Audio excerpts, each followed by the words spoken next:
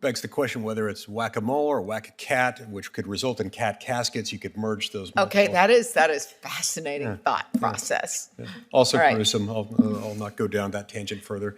Thank you, Chair Klobuchar. In my opening statement of our first subcommittee hearing on the subcommittee last year, Senator Klobuchar and I explored the broader contours of competition policy. And it was in that context that I expressed my concern that in many cases, free markets and therefore competition are distorted and undermined whenever you see government putting its thumb on the scale and doing so in a way that ends up picking winners and losers. Today, we're here to discuss an example of exactly that. The ongoing infant formula crisis is a painful reminder of what can happen. A painful reminder of the fact that the most dangerous monopoly creator in any market that it chooses to enter is the government itself.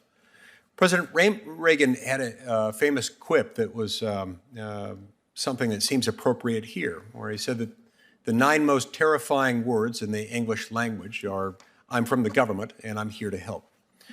Now, when we start looking at this in the context of infant formula, it, of course, begs the question, who would object to well-intentioned efforts to oversee the production and sale of safe, healthy baby formula?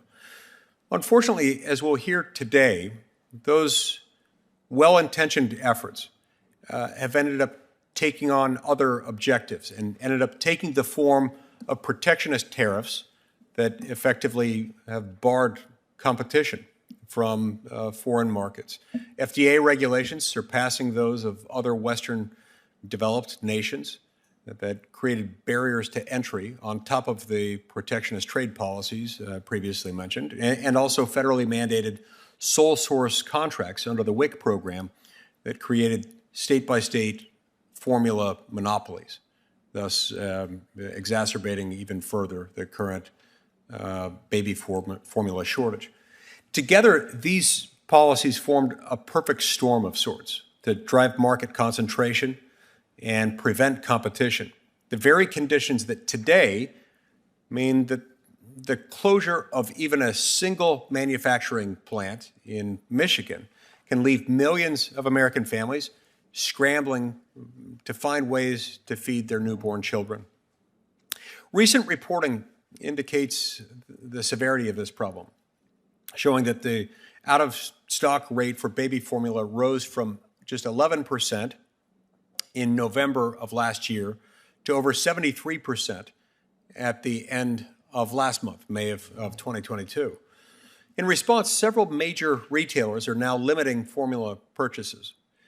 These challenges are on top of the financial pain felt across America in the Biden economy. Gas is over $5 a gallon, and parents are having to drive cities away just to try to find food for their babies in America. Now, keep in mind that there is no natural baby food shortage. There's nothing natural about this. Other peer nations, our neighbors, or our counterparts across oceans aren't suffering this. No, this is created by our government, and it's therefore produced a shortage isolated and limited to our shores. And what's been the Biden administration's response? Well, earlier this week, the president's press secretary helplessly flipped through a binder for a total of 20 agonizing seconds when asked what the White House was going to do to help American families who couldn't find baby formula. Her response? Well, she eventually conceded after that awful 20-second hiatus. Quote, "I don't have anything new," close quote. Yep, that's the end of the quote. That's the whole thing. That was her answer. I guess that means President Biden will keep begging foreign countries for more baby formula, just the same way that he's had to beg foreign dictators for more oil. Now, sadly, because government made this mess, it'll take action by the government to fix these mistakes. And clearly, we can't depend on the Biden administration to lead the charge, given the response that we saw just in the last 48 hours. We can't count on them to do it. And that's why last month I introduced the Fixing Our Regulatory Mayhem Upsetting Little Americans, or Formula Act. One of the better titles I've ever come up with, if I may say so. The Formula Act addresses the infant formula supply chain disruption by temporarily waiving the protectionist trade barriers to importation that reduce the supply and increase the price of already available, safe, foreign-made formula. The bill would also waive some of the regulations that currently prevent the importation of safe baby formula from abroad. This would allow American families to access safe and plentiful formula that's manufactured in Europe and elsewhere during the current shortage.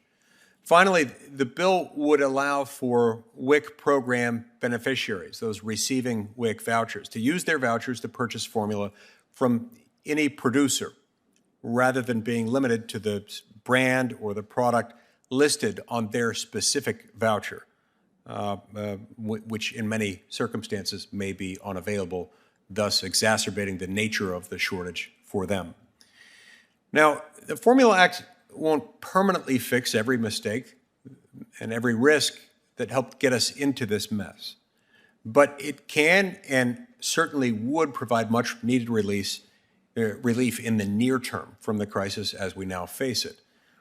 In the meantime, Congress should get to work amending or repealing the anti-competitive trade policies and regulations that are stifling competition in any market, especially those on which we rely heavily in order to have the ability to feed our children. The Formula Act hasn't passed yet, but it's going to. It's going to because it has to. And I have yet to encounter a single substantive objection to it, a single reason not to pass it. This is a crisis, and it is a crisis that could be, and I believe soon will be, fixed by the Formula Act, which we should pass. I'm grateful for our witnesses joining us today to start that process, and I look forward to our discussion. Thank you.